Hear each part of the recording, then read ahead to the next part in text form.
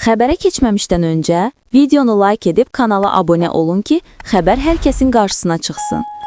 Ailə başçısını itirmiş və 18 yaşınadək əlilliyi müəyyən edilmiş, hazırda isə 18 yaşdan yuxarı əlilliyi olan şəxslər üçün dövlət tərəfindən sosial müavinət təyin edilir. Baku.bws-in məlumatına görə, mövcud qaydalara əsasən, bu kateqoriyaya aid şəxslərə aylıq 140 manat məbləğində maddi dəstək göstərilir. Müavinətin təyin olunması üçün müraciət edən şəxsin şəxsiyyət vəsiqəsi, eləcə də ailə başçısının vəfatını təsdiq edən rəsmi sənəd tələb olunur. Ailə başçısı itkin düşmüş və ya ölmüş elan edilibsə, bu barədə məhkəmə qərarı təqdim edilməlidir. Müraciətin nümayəndə vasitəsilə edilməsi zamanı isə nümayəndənin səlahiyyətlərini təsdiqləyən etibarnamə və ya qəyyumluq sənədi də əlavə olunmalıdır.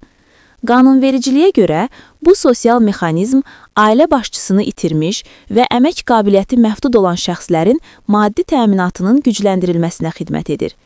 Vətəndaşlara müraciət zamanı sənədləri tam və düzgün formada təqdim etmək tövsiyə olunur.